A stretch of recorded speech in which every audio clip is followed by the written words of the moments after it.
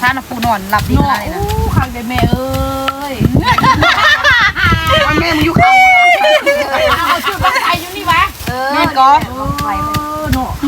ไปงานล่าป้ามือสวัสดียินดีต้อนรับเข้าสู่ซองของมีนาซาลมพะบางเด้อทุกคนเลยสบายดีกันตอนสวยทุกคนเนาะวันนี้ก็คือพวกเศร้าคู่ทุกคนเนาะสิพากันมาลิ้นนำวิดว่าสิมากันมื้อวันเศร้าทุกคนเราจะลงไปลงมาคือมามือนี้เนื่องจากว่าเมื่อวานนี้มีนาไป5 นอไว้มีนาก็เลยบอกว่าคันถ้าว่ามามือวันเศร้ากันน่าจะบริกินแกงนอทุกคนเนาะเพราะว่ามีนาบ่อยากปะไปโดนไว้ไล่มือฉะนั้นมันสิบ่แซ่บนะเลยว่าเปลี่ยนใจกันมามื้อนี้เนาะมื้อนี้คือเป็นมื้อวันกรรมกรทุกคนก็เลยเขาจะเอาไปการยิ่งกระพากันพักมืดเนาะมีนาสิมาเมื่อวานนี้มันกรรมกรแต่ว่ามื้อนี้เขาจะพักสดเสยมาเดี๋ยวมีนาจะไปเกี่ยมเครื่องย่างท่าทุกคนเนาะนี่ว่า10 โมงสิออกมาตอนนี้กาเป็นเวลา10 โมงปลายละมีนาก็ห้างก็ไปกินอยู่กี่อย่างห้างก็ยอดอย่างแล้วก็อาบน้ำแล้วนี่คนเนาะมาเหิมซะเครื่องซะข้ออาบน้ำแล้วก็เดี๋ยวสิเกี่ยมเครื่องท่าเนาะเดี๋ยวมาแล้วก็น่าจะได้ลงไปเลยจะไปเก็บยานางทุกคนเนาะกะบักฮุ่งยานางบักฮุ่งพวกประเภทแกงทุกคนเนาะไม่อยากใส่ผักเน่าพวกอยากใส่ผักอันนั้นเว้ยแม่นเท่าไหร่ซอกเซลเนาะผักขยงเนาะข้าวเสาเฮียมีอยู่บ่เพราะว่าช่วงนี้อยากกินแต่ใส่แบบผักขยงคนจังแซ่บไปเดี๋ยวมีนาไปเก็บใบยานอกกันนานแล้วกะแบบหุ่นเดี๋ยวสิเกียมเครื่องยิ่งลงไปท่าทุกคนเนาะเพราะว่าน่าจะเอาอยู่ข้นอยู่เหือนในลงไปนะน่าจะบ่มีบ่ได้ข้นมานะเพราะว่าเหือนนี่ไกลสุดแล้วทุกคนไปเดี๋ยวไปเบิ่งกันนะว่าสิเฮ็ดยังกินได้ทุกคนหลักๆก็คือมีแกงนอกกับตำบักหุ่งเนาะหมู่ว่าเขาจะสิเอาย่างมาแดทุกคนได้ยินกันว่าสิพากันมาซ่อนเนาะท่ามวิ่งมีนาอยู่หมู่ว่าไผสิลงซ่อนทุกคนมีนาคนนึงที่บ่ลงเพราะว่ามีนายาตัวปิ่งมื้อนั้นท่านเด็กน้อยเขาจะไปอาบน้ำทุกคนเนาะมื้อที่พวกมีนาไปเฮ็ดกินอยู่หั่นน่ะมื้อนั้นหั่นน่ะเช้าซ้ำพรมาหั่นน่ะเด็กน้อยลงไปลุ่มแล้วว่าอาบน้ำมีนาทวงรุ่นน้องทวงลิ้นว่าตัวปิ่งจับเพิ่มอะไรเบิ่งตัวปิ่งจับทองเลยแท้ป้ามีนาว่าคำว่าสิลงไปซ่อนเรียบร้อยทุกคนน่าจะมีปิ่งมีนาเบิ่งนี่ว่าช่วงนี้น้ำก็ค่อนข้างจะแห้งทุกคนเนาะแล้วก็น้ำมันนิ่งได้นะมัวว่าพี่สิลงซ่อนใครจะสิซ่อนก็ซ่อนแต่ว่ามีนาบ่ลงไปมีนาไปเกี่ยมเครื่องกันทุกคนแล้วเดี๋ยวถ้าเขาจะมาแล้วมาเบิ่งกันนะว่าสิเฮ็ดหยังกินได้ตอนนี้เฮาเครื่องเรามานำสารแล้วทุกคนเลยแล้วก็ไฟซุ่มไฟท่าแต่ว่าส่วนสิได้ย่องยานางทุกคนเนาะน่าจะบ่ได้ปิ้งติมีแต่ท่ากับท่าทุกคนเอ้ยลงมาตอนว่างเมื่อกี้กะมาท่าอะไรว่ามานี่ก็มาท่าจุ้มมาอีกละมีนาทีท่าคือท่าไปตลอดเลยนะมีหน้ากูเทียบเส้นว่าเชื่อมาแต่10 โมงตอนนี้11 โมงแล้วทุกคนเลยแล้วมีนากระเจ็บกระเพาะคือมันอีแหละมื้อนั้นมีนาเป็นยังเกาะอันแต่ว่าเป็นยังว่าเพิ่นอันยังเกาะ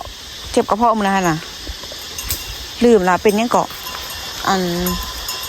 เป็นยังวะเป็นกดไล่ยอทุกคนนะเพราะว่ากินข้าวบ่ทันว่าดัดเขาพูดว่าโจ๊กกับพี่มาตอนนี้ก็11 โมงละช่วงที่ได้กินทุกคนนะว่ามัน12 โมง1 โมงว่ามีนาสิบ่เจ็บกระเพาะบ้างบ่น่าจะคือสิได้กินยาลัดไส้ได้เบิ่งนี่นะ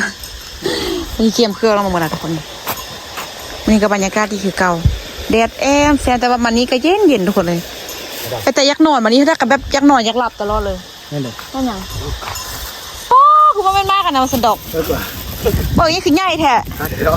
ผมคิดว่าไม่มากอันนั้นหนึ่งเลยคิดว่าเป็นมักส้มมากอันนั้นมันเอาเหี้ยคือมักผ้าเนี่ยเข้าไปใส่กรอบผ้าปากใหญ่เนาะนั่นหล่ะยี่ต้องเฮือนตัวหน้ามันให้กินเลยโอ้ใหญ่แท้พอดีมาไว้ใส่ตำบักหุ่งเลยท่ากับไอ้แบบเครื่องมันดีด้วยเดี๋ยวคนเคยคนทุกคนเพราะว่าเคยยังลงออกมาทันหมดเถอะเดี๋ยวมีนาซิมาย่องยานางไว้ท่า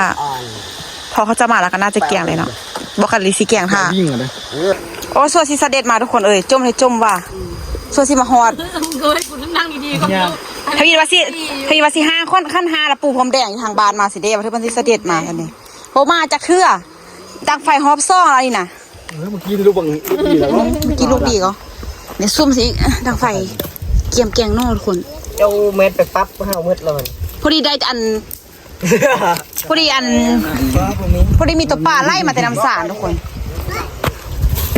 ตัวปลานี่จักไล่มาแต่ใส่ไล่พาไปเก็บเอาแล้วกินเนี่ยสิเบาปะนี่ปลาโหลดปลาย2 โหลดบ่เนี่ยเนาะบักหนักปลาล้างน้ำทุกคนแต่ว่าตัวน้อยนะค่อยตัวใหญ่มีดิ่งงานเดียวแล้วเอาบัวทานเก็บบัวทานนั่นบ่ได้ค่ะจับบัวได้ปลาล้างน้ำหมดเลยเนาะไม่ได้ไม่น่าอะไรสั่น ล้างเนี่ยก็ล้างเครื่อง เมื่อเครื่องกิน กามมาตัวซี่ตามเนาะ ย่องยังหนาทุกคนเกียมแกงนอตัวนี้นะข้าวดังไฟยังบลุกเถื่อ ไอ้ยาไอ้ตุ้ย กินขนาดบรรยากาศ ชิมาน้ำกุลมาเตะแก้วของเลยเตะแม่ตุ้ยแก้วของหน้าบุ้ย ลูกอยู่กับเพิ่นคือบลุกคือมิดซิมอยู่เป็นน้ำมันลมแห้งว่ะ เอาทางใส่เด้อแม่ เด้โอ้อันนั้นมีกระบอกมาดังสะดุนเว้ย ไปหันจะโดนจุดๆก็ไปดิ โอ้เอิญน้ำก้อนเอาใส่แล้วป่ะ เอาทางใส่ ทอกใส่เลยปกติค่ะว่าน้ำก้อนท่านนะทอกใส่ทันเลยก็ได้เปื้อนว่ะ เพื่อนดิ จ้า ใส่มือกันให้ย้อนจริงข้าวมันเลย ตั้งไฟแต่ตอนมาฮอดนะทุกคนรอบซ่องนี่ยังดังบ่ได้ยังดังบ่ลุกปานนี้ดังแล้วก็เดี๋ยวสิเกียมแกงน้อยทุกคนนะมันคือเกียมเฮ็ดแนวกินเลย แค่เอาเคี่ยงประมาณเนาะ ทำไมกัน เคี่ยงไม่สบายเคี่ยง คิดว่าเป็นนอจี เคี่ยงนี่ก็พอกินนะ อันนั้นที่อันตัวดังท่านนั่นที่เคี่ยงกองไป มันน้อยกว่าจริงว่ะ เดี๋ยวแกงน้อยเราจะเอาใส่ก็ได้ทานนี่เดี๋ยวดังฝืนนี่ก่อนมาทุกคนปิดเก็บเครื่องก่อน เคี่ยงนี่ ตำ สากเลย โซฟี่มือกันให้ที่เราเป็นเคยลองสางปลาบดส้ม สวยป่ะ ก็ให้แปลงเหียน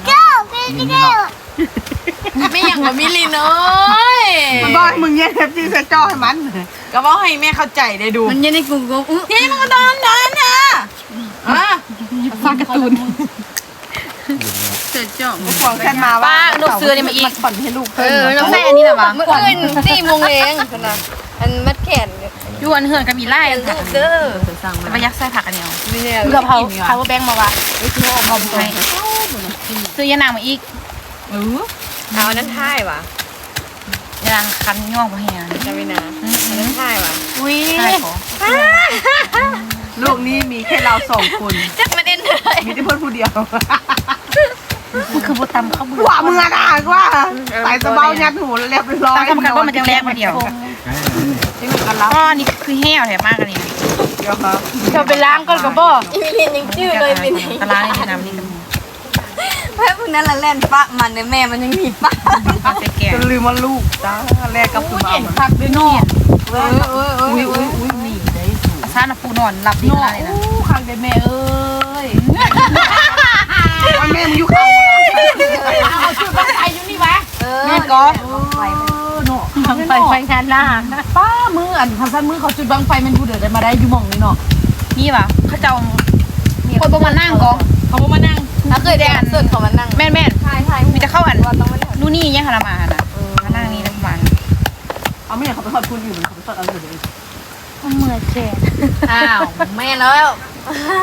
บอกนั่นแล้ว ทำแรกเด้อ ไอ้นุชมันมีน้ำที่แถวบุญนี่วะ ป้อมก็ไปลงชิมเลย เราเอาปอก คือป้อมคุณอ่ะมาถึงมือน้ำไส้ไม่คักน่ะ เดี๋ยวมึงที่หนึ่งจริงย่อ น้ำจับบุ้มีดอกน้ำไหล คนนั้นทำมาน้ำใส่อันนี้น้ ไอ้น้ำยังคุณแห้ง มีบุ้มีกับบการน่ะเนาะ โอ๊ย หัวโยกนกตื่นน้ำมันนี่เป็นลิง ำมันเผื่อบย่อเห็ดเหงาเลยนะฮะ โยกหัว เห็นว่าไทยสตอรี่หอมแก้มกัน มีกับกูบ้าอยากมีเนาะยังหอมสไตล์ก็มีได้นะพูดทุลาหอมสิก็ไม่หอมกันไหมเอาเก็บอาวุธสื่อวางแล้วเอาอาวุธนี้เลยอาวุธเลย ตัวมดกัดกันการผักเลยไปเดี๋ยวตุยไฟเทมอดอิมพอปซ่องเลยนะ มันบนแรกมันเผ็ดอันนี้เขาสีแกงเนี่ยเดี๋ยวมันบ่มี ใส่กระดาษ ไม่เอาหยองทำไมเอาหยองสยินเลย บุมีเลย มูกับมา เขากินเด้อความนี่เขากินเด้อโอ้ย โอ้ยนั่งยังไงหนูเดินลุกนั่งลง โบราณก็ได้เนาะโบราณก็เหี่ยว เอาเผ็ดดิบใส่ เผ็ดนี่ผมจะได้เสียนะ เอาเผ็ดดิบ มีแห้งมีอุ้ย แล้วฮักใส่บ่อันนั้นเด้ มันก็มาอยู่น่ะยานางยังบ่ทันได้อันนั้นหรอ งานต้องไปแทงใส่ เอามาหมดแล้ว เผ็ดดิบตั้งแต่ซื้อมา เขาก็ว่าอันนี้มันต้องซื้อมาอยู่เพื่อนก็มีแต่เขาต้องเอาเขาไปที่ผักกันดีเด้ ถามจริงๆว่า กูบูอีนี่ระบบเซตนำน่ะมันทำโมบายอยู่ มันทักว่าเครื่องแกงโน่กับแต่อีกกระทั่งยานามีแต่ว่ามีแล้วอันเอาใส่บนรถอันนั้นก็มีแล้ว แห้งกับไส้ ก็แห้งแซ่บ แห้งแซ่บถ้าแหละเขาเครื่องโบเป็นแนวอ่ะ แซ่บหรือเปล่า เขาขยงกับอันทักเน่า เพราะว่าเพื่อผักกระเทียมเลยจะผักเน่าเลย ถ้าแหละเขาจะอ่อนคือว่า ใส่น้ำกันจะแซ่บ ให้มอเลย คนกระมันมันเอาเป็นรสชาติบูที่กินรสชาติได้นะ เบิร์ดยินแต่เขาเว้า เดี๋ยวใส่ผักกระเทียมแซ่บพวกเขาอ่ะมันหอมกว่ามันได้รสชาติกว่าแต่ทุกคนมักอันเด็กก็ผักกระเทียมกับผักกระเทียม จังแน่ ดังสุ่มแจงแน่ๆ คลิปเลียวยัง คนอยู่เฟมมาเนี่ยมันตุด เพราะกูสิยับแล้วมันออกเอง แต่ก็เสร็จเงินอยู่นะเพื่อนมันเงิน ตดให้เพื่อนดม บางทีเราต้นแล้วเอ็นควรยืน คลิปเลียวคันมือรวมแม่เครื่องกันต้นพันบ่เมียน อันนี้ก็ติกสิมาโซฟี่มือป้าสิบ่คิววะเป็นตา นี่ว่าคันว่ามีเคียงอันแบบยกมันขึ้น เนาะบ่มีนะได้อยู่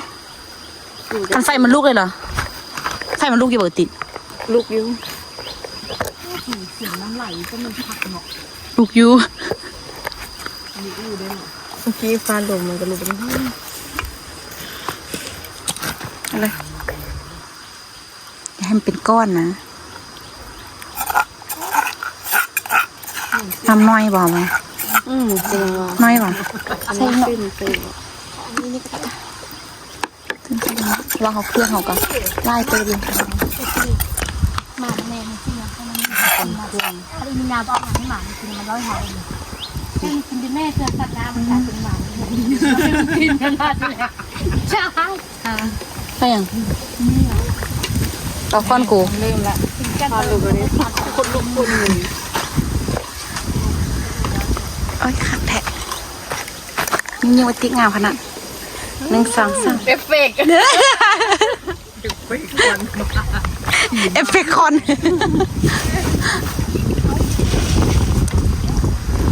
ผู้เป็นคน1 โมงหรอวะซื้อจากโมงเลยตัว หอดเธอสิ ว่าเด็กแกงเราแล้วเดี๋ยวเกี่ยมปีกันเนาะปีงปูปีงป่าเนาะ แซ่บเป็นตาเขาสวน เซ็ตส่วนอะไรอยู่ เว้ยมีนาเขาสวนเหมือน ฉันให้ตัวอยู่ดิตัวตาดูให้ตัวอยู่ ให้มันพูดแล้วจะเอาที่ลงค่ะว่าจะลงเลย บอกให้มันฟุดก่อน เดี๋ยวเชื่อ เอาน้ำใส่สิมาทุกคนเดี๋ยวถ้าน้ำฟุดยังไงเดี๋ยวเอาเครื่องลงเตรียมแกงกัน มึงนอขนาดแดงก็ที่เป็นกินอยู่ว่ะ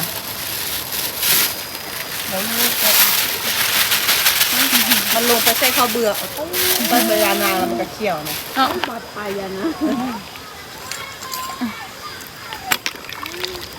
กูน้ำไล่ก่อนนี่โอ้อันนี้เลยอันนี้ใส่ก่อน มีนาหวีมาก็ขนาดมีนา มีบะหมี่น้อยดำเราเบิ่มพูดกัน คือเห็น อันเห็ด บุมี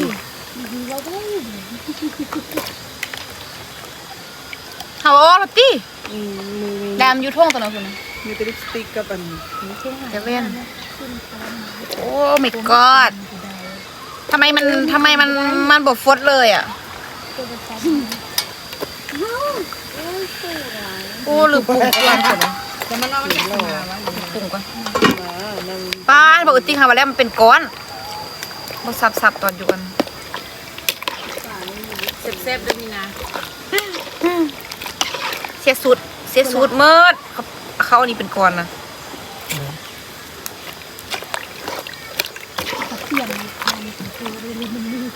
โอ้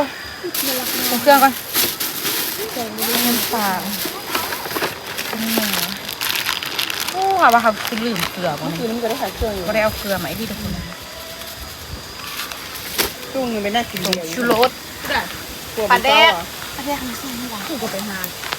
มึงน่ากินเบียร์ที่ทำด้วยนะ แม่ต้อง อย่างกันตัวเจ้านี่มัน ซื้อมาใหม่ๆไปสนามประหง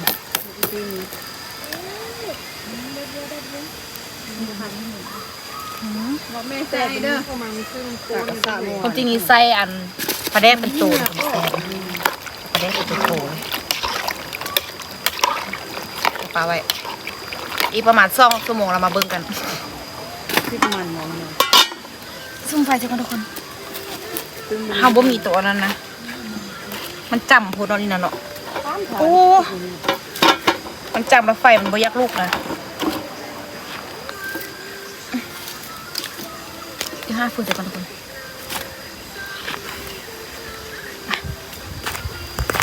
ดูนะคะแซ่บไปทุกคนพดดีๆก่อนป้อมหูป้าน้ำฝนบักแห้งนอแดงนะจะแซ่บขนาดโบมีกินอย่างขนาดมานี่เข้ามาในบ้านนี่ซื้อหาในบ้านก็ได้หาตุกผักมือแรกนะอันนี้ซื้อในบ้านนี่ก็ได้ ทาง3แยกน้ำเนี่ยนี่ได้มึงได้ เกลือน่ะ ซื้อที่เกลือล่ะ มีเรามา แน่ ปนบุมี ให้อุ้มแม่เนี่ยมันเฮ็ด มีที่เกลือกับน้ำก้อนให้เรากันแล้ว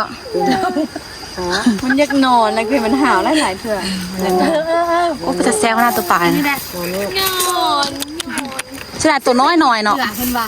รุ่นนี้เหมือนแม่คักนะ เขาบอกเกลือเงินไปมีน้ำว่าเกลือมันมืดโอ้ถูกแท้ๆเรามีเกลือกิน โคตรทุกข์เลย พี่ได้เงินซื้อเบียร์ซื้อเกลือบ่มี ไม่อยากหาซ้ำ มึงกินเกลือนะ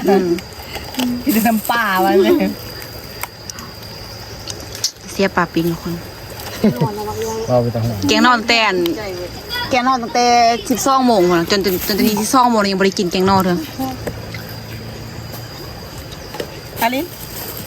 ภาพว่าไล่ๆพุ่น ตัว เนาะ น้อยนี่แซ่บบ่ได้ ทอดแม่เนาะเขาตัวน้อยๆสิเนาะทอดแบบแห้งๆนะกับตับกหุ่งเนาะ ทอดเอา เปิดชามให้ดูเลยเปิดชามเลย ไปเอาหม้อ ตุ้ยเอามือตุ้ย บ่อินหน้าแม่เอาหม้อข้างนี่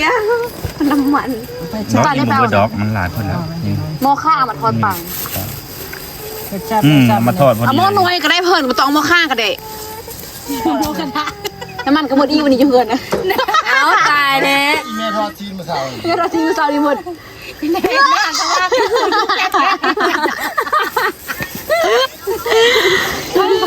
พิ่นเอานี่มาอีกละเตื้อยเกลือถ้วยละจานนี่นะเอามายาละ3ใบเอามาน้อยพุด น้ำหม้อมาทอดไอ้ปลายเนี่ย เอามาอีกมั้ย มัน เอาซอสกันมาบ่หมดหม้อน้อยอันเด้หม้อน้อยข้าวต้มน้อยแล้วก็เอาถ้วยกับจานนี่มาอีกก็ไม่ทั่วน้ำมาอีกเลยเอาไปปะกันละติ๊กแม่ก็ติ๊กเสียน้ำปูอีกไหมพวกน้ำหม้อฟดบางแห่งเลยสุกแล้วก็นี่ บอกเราต้องเอามาได้เกลือเจ้าแบบ เราซื้อแล้วอยู่เพื่อนก็บ่มีนะเอามานะมืดชิมไอ้หน้ามาแล้วจางปรุงอะไรใส่ หน้ากับหม้อแบบว่า ประเดี๋ยว อุ้ยบ่ได้ใส่จีใส่น้ำมัน ใส่แล้วใส่ลายเติมแล้วก็ใส่อีกก็ได้ มันใหญ่เนาะ คุณนัวซีกบ่บ่นัวบ่ คือว่าบ่ปัน ใส่อีกก็ได้ถ้าปรุงใส่อย่างละน้อยซื้อนะน้ำปลาก็ใส่นิดเดียว เดี๋ยวขัวมาบ่สิ โอ้ยบางคันดอกไปแต่แซ่บปิงปลาอีทุกคนเลยปิงปลาตำบักหุ่ง หลายแซ่บหลายสมองไตน้อยมันจึงแซ่บเลย คนน้อยมันบ่แซ่บดูพี่นาเอาแป้งนัวมาโหลนึงทุกคนเลือกจุดน้อยหนึงเนี่ยให้น้อยแท้ เดี๋ยวดราม่า สวัสดีค่ะลงทุนอินทัสรับประกัน2 ปี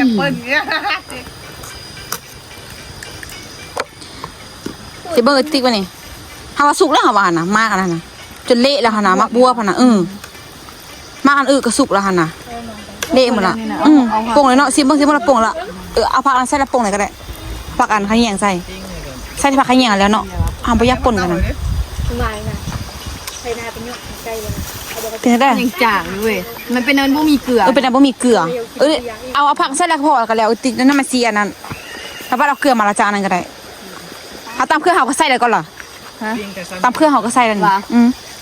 ใส่อีกก็ได้ถ้าว่าอยากใส่มัน มันคือว่าบ่บ่นั่นน่ะหรือว่าน้ำปลาแดกใส่บ่ ใส่อีกก็ได้เป็นปลาแดกมันบ่เข้มข้นเนาะต้องเอาปลาแดกโตแกงนอกหั่นน่ะ เห็นอีกไหม ต่ำเด้ แกงนอกนี่ต้องเอาปลาแดกอันนั้นปลาแดกโตหั่นน่ะจักใส่น่ะน้อยพูด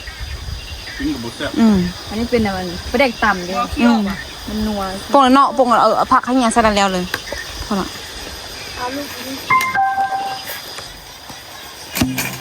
แล้วผักขะแยงเนี่ยมาใส่กันโอ้มาลันติ่งงามนี่ว่าเราอู้แห้งงามแต่ว่านี่เก็บข้อเงินซะเหี่ยวหอมบ่ใส่ผักอันนี้ละแซ่บเลยอันนี้บ่เค็มว่ะ ซีไปซีมาไม่เค็มเลยจ้ะ มันดูมีเกลือ เนาะโอ้ไฟบัดสิแห้งเนาะเพราะว่าปิ้งซะนี่ก็ต้องแห้งเลยนะไฟนี่เนาะเพราะล่าวันนะเดี๋ยวปรุงกันทุกคนนี่สิเละแล้วเดี๋ยวเตรียมปิ้งป่าตามมะฮุ่งกันทุกคนเริ่มมากันละไม่ไหมคะ เห็นกันแล้ววะไม่ อันดักก็ไว้แต่น้ำไหม อากาศเนี่ยไม่ ซื้อแล้วมันต้องมีจะเอา อัน มา เหนือ กัน จะมันกิน มีหน้าจ้า แล้วมันยากกูเด้อก ลัวนะใส่เข้าเรียบร้อยกูลืมลูกกูให้พูด ไฟแห้ง กินได้แห้งเคี ไฟ ยง แห้งธรรมดาเนาะช่วงไปปิ้งป่าทุกคน สูงเพิ่มอ่ะ เนาะ นกสิลุก เชื่ออะไรจะทอดเลยว่าเป็น นกยังขึ้นเหรอมันบอกว่า โอ้ย หน้ามึงเอื้อไหมมึงแค่ไหม ปลาที่บอกว่าแซ่บใส่เกลือแล้วกันแล้ว คือเก้า ตามมาแล้วรวมนี้เห็นไหม มันเคยยืนซื้อระดับอึบบอก เซี่ยวแท้ บ่ดอก บอดอกเนี่ยเรากินคุณเหมือนเนาะ อยากตาย โอ้ไปแห้งทอดป่าบ่ ปลาลุก ครอบครัวเฮา บุกินอ่ะตัวเดี๋ยวว่าเมื่อวานนี้ มากินได้ไหม เพราะว่าเป็นหนวดเปียกไปน้ำมันสิไหมละ ปลาทอดเอาลูกนี้แบบ อ่า ไปล้างแล้ว หนึ่งเอาได้1 2 3กำลังคัดคุณ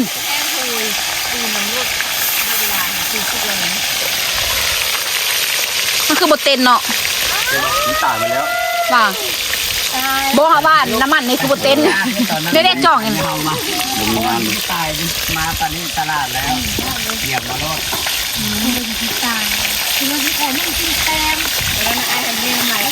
คาเฟ่เขาอยู่อู้ แล้วก็อยู่หันเด็ด ไม่มัน ก็เราให้เงินเด็ดไอ้ตัวอยู่ โอ้เตียกมันยังขี่มากินเหรอติ๊กไม่เราเล่นนี่น่ะ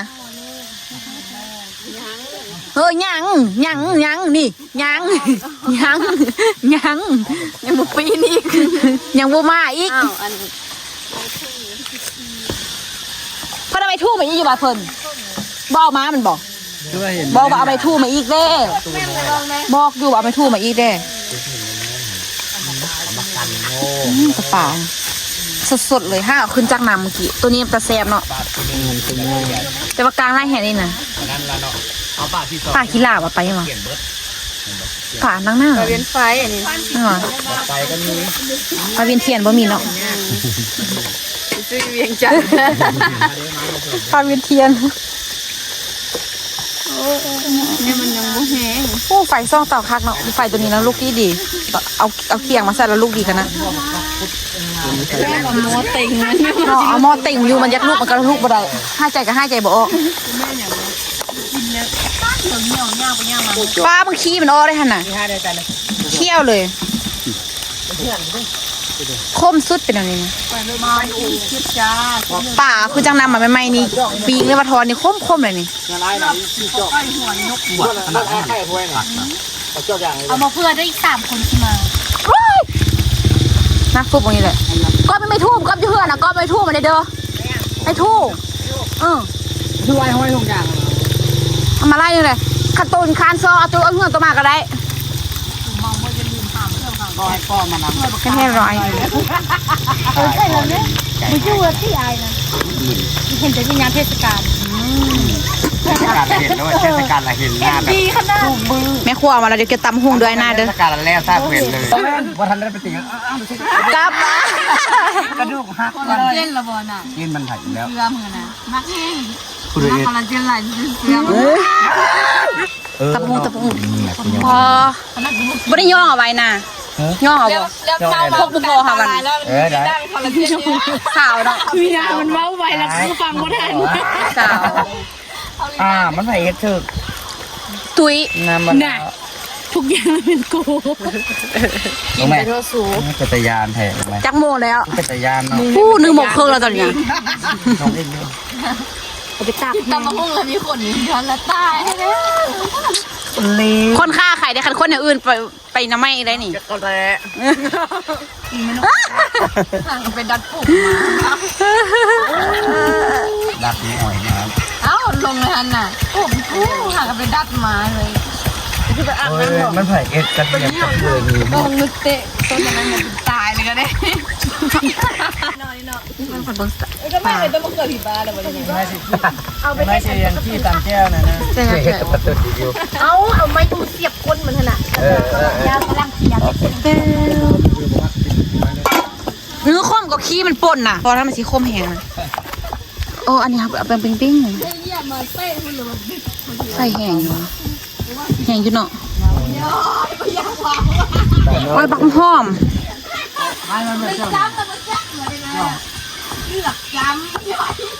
หอมขนาด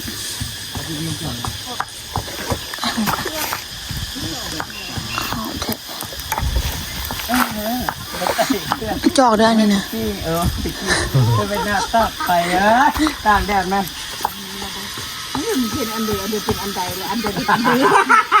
กอบเปิดแห้งให้กอบมาแต่แซ่แต่แซ่บมัน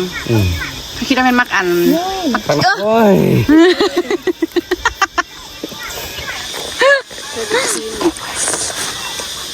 ทอดแล้วลูกซีนให้วันนะ บัวบัวทอดมัน โอ้ผักกูดหนามนี่ไหมอย่างไอ้กระเจ้ากลับกินแบบดิบๆแซ่บ นี่คันนี้ปลากระไรนะ เมื่ออันแหละกันยังว่าเมื่อกันยังงงมาค่ะคือก็แซ่บเอาบักนาถ้าไม่บักนาวนี่ พี่ชามหน่อยไงพออยู่ตี้บ่พอวะ เอามาไว้ตัวมันเลยตอนนี้เห็นโฟ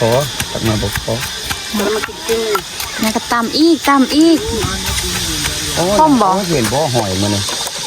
จะได้อันนี้เก็บมาไว้จักหน่อยนี่จะเอาไม่เอียงแล้วก็มาเก็บดิบมาน้ำปลาเกี่ยมไว้ มึงหนาววะ หมักนาวน้ำปลาหมักเป็ดดิบเกี่ย มาม ตำยัง แก้วส้มเกี่ยมจี้หอยสังกะสีเล่นมันนี่นะ คักรส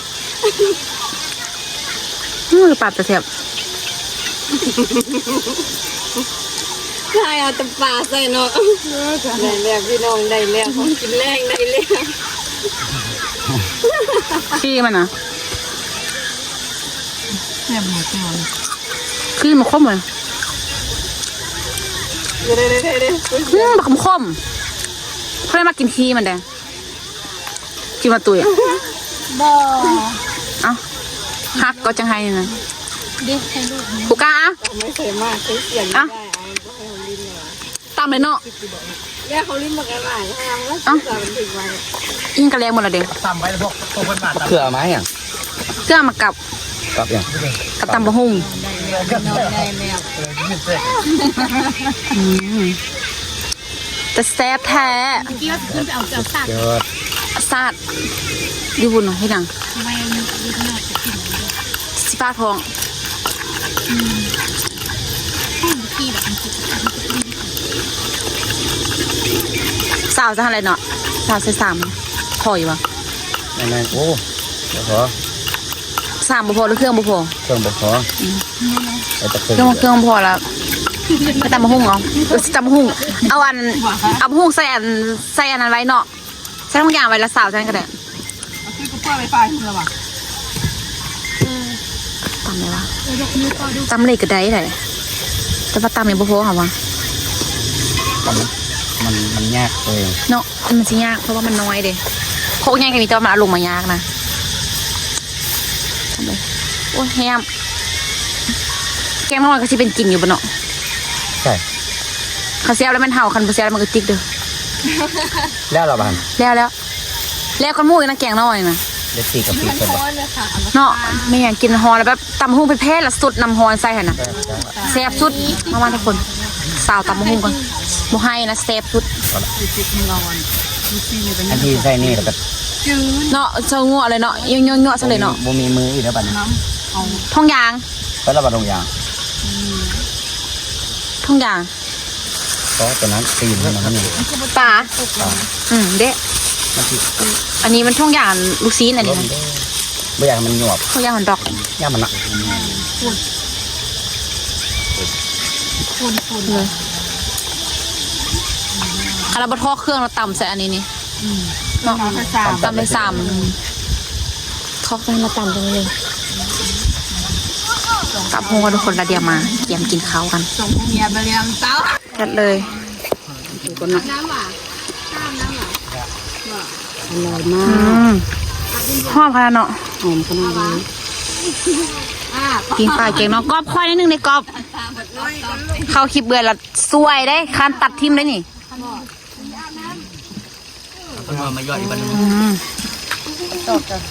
ตำหูโคตรเผ็ดสดแกงนี่ใส่เรียบร้อยเลย ให้ สมผักอีก ส้มผักอิ่ม เลิศๆจ้า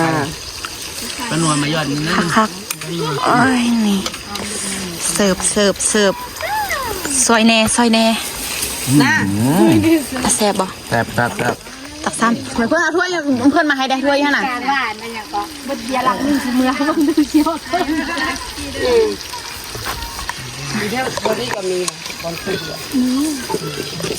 ตักใส่น้ำไล่ก่อนนะเอาไปสด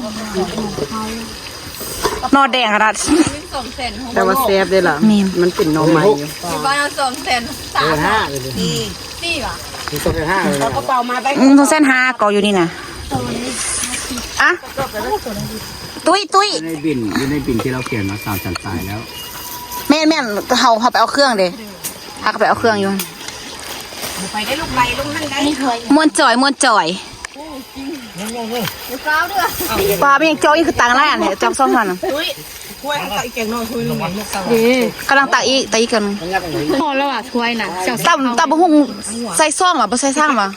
แบ่งพอแล้ววะ บอก โอเค ถ้วยบนคนนี้ว่ะเจ้าใส่ข้าวได้ กินข้าว เด็กยักษ์นะ กินผู้เดียวเนาะข้าวเจ้าโอ้กินกันปะเครียดละ กินยันตกขนาดแล้วตายกันยับไม่เอ้ย ครับ เอือบอะไร แค่ค่ะ โอ้ย ปลาบัวมากองนี่มั้ง พ่อบ่บ่ เอาไปเป็นเดี๋ยวมันนี่จง ว่างวะ ย่ามาเข้ามัน โอ้นางยักษ์อู แบ่งแงอีก นางงามครับ นางยักษ์อีก คุณน้ำหน้าความกุตยาหลายกูละสบาย มาพี่ไหมใช่ไหมได้อยู่ปะเข้ามาเลยเข้า น้อยอย่าง นี่กินอันเดียวมานี่นะ กรอบย่างมาพี่มีกรอบหน้าข้างกันนี่ก็ได้ ข้าวเหลืองไป หยับเข้ามาอีก นอกไปไหม แม่นว่ามีนา นอนบน หานอนทั้งให้นี่วะ ข้างทางคุย แก เนาะ งนอกตักได้อยู่อ่ะเอามาอีก ข้างทาง แกงนอกมาได้ไหม ทุกพักมาก็ได้ ไอ้ดอกเบี้ยแผ่ ของอาจิบอก สูได้เจียวอันนั้นเลยว่ะเจียวลูกซีนทันดอกทันที โอ้ยเร็ว กี่ไรคน บ่เจ้าแล้วเลย ข้างทางลืมเจียวเพิ่นเอามาแต่เหือนนะบ่ เอามาจะไม่ใช่ เจียวดอกกลาง โอ้ยโตนี่น่ะ แรงมาก เขาซ่อมกันเนี้ยใจออกต้องเอามันเบาเองเผ็ดอันนี้มาใจซ่อม ก็ข้างๆมันกินหรือบ่ข้างๆกินข้าวกันนะคนกินข้าวตลาดไปก่อนมาเจอกันนะ